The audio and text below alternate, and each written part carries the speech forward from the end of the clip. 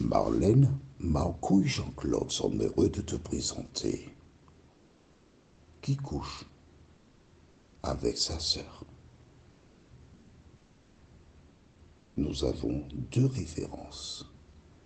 Deutéronome 27, verset 22 et Lévitique 18, verset 9. Deutéronome 27, verset 22 et Lévitique 18, verset 9. Juste avant, implorons la présence de Dieu parmi nous. Seigneur, merci pour la parole. Un grand nombre de personnes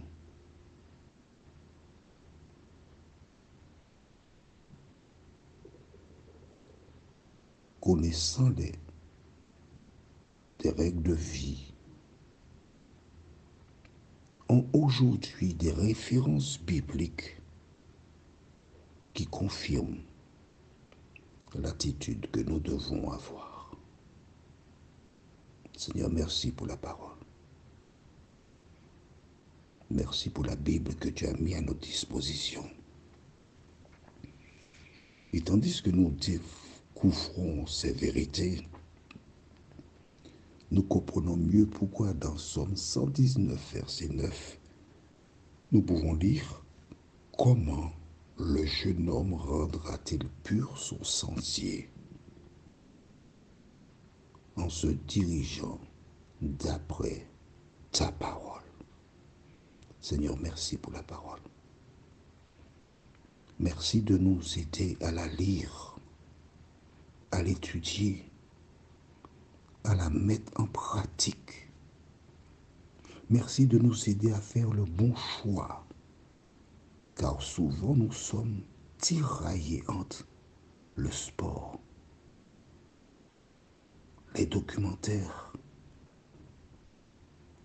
les messages par TikTok, WhatsApp.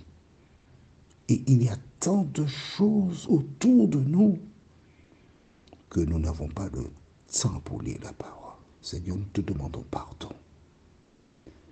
Alors que nous nous apprêtons à lire encore la parole, que le Saint-Esprit nous pénètre et nous aide à mettre en pratique tout ce que nous lisons. Nous t'avons prié au nom de Jésus pour ta gloire éternelle. Amen. Je voudrais rappeler toutes celles et ceux qui écoutent ces audios. Dieu t'aime. Oui, Dieu t'aime. La différence entre ces audios que tu écoutes et certaines prédications, il y a une différence. Il y a une très grande différence. Certains prédicateurs qui pensent prêcher Jésus, en fait, sont des agents officiels de Lucifer. Car dans leur prédication, ils ont tendance à condamner. Alors que lorsque nous lisons dans l'Évangile selon Saint Luc, chapitre 15, verset 1, la Bible déclare « Tous les publicains et les gens de mauvaise vie venaient écouter Jésus. » Pourquoi? Parce que Jésus leur proposait des solutions. Notre objectif est aussi de te proposer des solutions. Nous voulons, Marlène, Marco et moi, nous voulons te dire que la Bible déclare que nous bronchons tous de différentes manières. Nous sommes tous des pécheurs. Nous avons des tendances différentes, mais nous sommes logés à la même enseigne. Et le devoir des enfants de Dieu, c'est que chacun doit dire à l'autre, courage. Tu as entendu? Dire courage. Alors qui que tu sois, quel que soit le problème que tu rencontres, nous te disons courage. Nous te disons de ne pas baisser les bras. Nous te disons de croire que Jésus a une solution pour toi. C'est pourquoi il nous a envoyés vers toi. D'accord? Nous récapitulons. Au livre de Deutéronome 27, le premier péché, c'est verset 15. Maudit soit l'homme qui fait une image taillée, une idole. Verset 16. Maudit soit celui qui méprise son père et sa mère. Verset 17. Maudit soit celui qui déplace les bornes de son prochain. Verset 18. Maudit soit celui qui fait égarer un aveugle dans le chemin. 19. Maudit soit celui qui porte atteinte aux droits de l'étranger, de l'orphelin et de la veuve. 20. Maudit soit celui qui couche avec une bête quelconque. Et tout le peuple dira Amen. Selon toi, ce que nous venons de lire, est-ce que c'est toujours d'actualité? Oui? Parfait. Pourquoi des gens ont tenté de te convaincre et te dire que l'Ancien Testament n'est plus d'actualité? Réfléchis. Réfléchis et écris la réponse dans le cahier.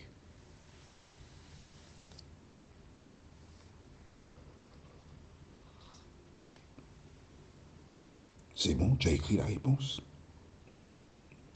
Pour celles et ceux qui n'ont pas trouvé la réponse, je te donne la réponse. Pourquoi on ne voulait pas que tu lises l'Ancien Testament? C'est afin de te cacher ces vérités que nous découvrons là. Accepter Jésus pour sauveur personnel, c'est bien. Mais il dit dans 2 Corinthiens 5, verset 17, « Si quelqu'un est en Christ, il est une nouvelle créature. Les choses anciennes sont passées, voici toutes choses sont devenues nouvelles. » Qu'est-ce qui devient nouveau? Eh bien, c'est ce que nous lisons là. Pour aujourd'hui, nous lisons au verset 22. Maudit soit celui qui couche avec sa sœur, fille de son père ou fille de sa mère. Et tout le peuple dira Amen.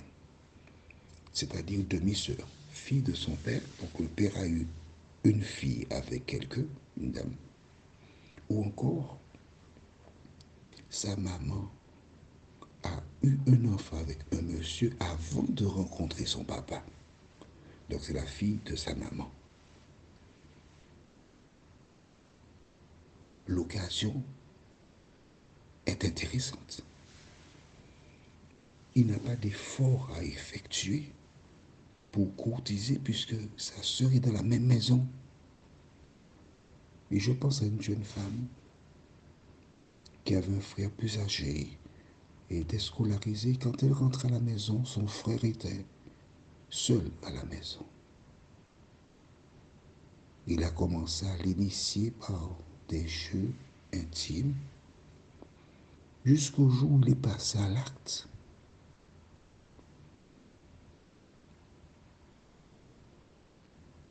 Et au fil des jours, il abusait de sa petite sœur. L'affaire est intéressante. Parce qu'une femme de son âge, il y a des compensations. En revanche, sa petite sœur, eh bien, il n'y a aucune compensation. Au contraire, c'est du plaisir non-stop. Et à un moment, le Saint-Esprit a visité la petite sœur qui a commencé à rentrer plus tard pour ne plus passer au caprice de son frère.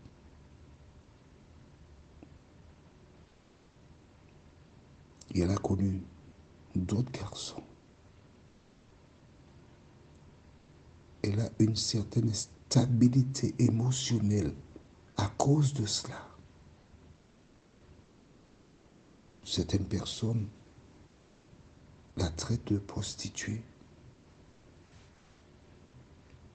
Mais toi qui m'écoutes, qui as vécu une telle expérience, tu vois, j'ai raconté le récit de cette jeune fille qui aujourd'hui est une femme et qui en souffre, juste pour que tu comprennes et que tu saches que je te comprends.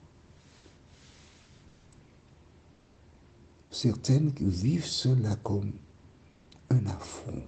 Elles se sentent sales, elles se sentent dévalorisées, diminuées. Et elles subissent. Aujourd'hui, qui que tu sois, tu as vécu une telle expérience. Dieu a une solution pour toi. Je m'adresse au garçon. Tu t'es approché de ta sœur, tu l'as connue. Et aujourd'hui, tu vois dans quel état elle se trouve. Vous avez coupé les ponts. Elle ne veut plus rien entendre de toi. Normal, elle souffre. Normal, sa vie est devenue un enfer à cause de ce que tu as fait. Je t'invite à te rapprocher, à demander pardon. Et si tu peux, de l'accompagner pour l'aider à se reconstruire.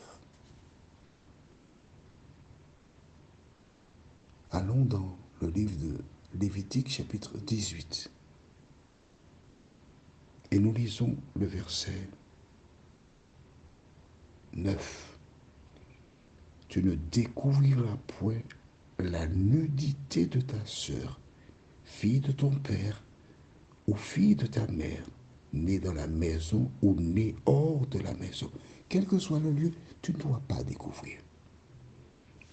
Tu avais peut-être bu, tu étais jeune, tu étais drogué, quelles que soient les circonstances dans lesquelles tu te trouvais, nous ne sommes pas là pour te juger. Nous sommes là pour te dire ce que dit la parole de Dieu. Et maintenant, que dois-tu faire? Reconnaître, demander pardon à Dieu et lui dire de te donner la force de faire une démarche vers ta sœur, de préparer le cœur de ta sœur. Et quand tu auras fait cette démarche, tu iras.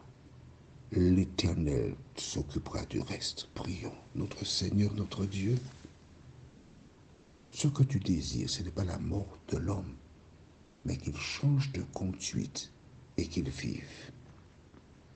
Bien des enfants, des jeunes, ont succombé à la tentation, car comme Adam et Ève, tu as donné des règles. Mais Seigneur, puisses-tu aider ces filles, surtout, et ces garçons qui souffrent, à tourner leur regard vers toi et trouver la paix qui ne se trouve qu'en toi. Merci Seigneur de nous visiter, de nous garder. Nous t'avons prié au nom de Jésus pour ta gloire éternelle. Amen. Que l'Éternel continue de te bénir et te garder. Notre prochaine étude sera dans Lévitique 27, le verset 23. Maudit soit celui qui couche avec sa belle-mère. Et la référence, la seconde, se trouve dans Lévitique 18, verset 17. Il me tarde de te retrouver.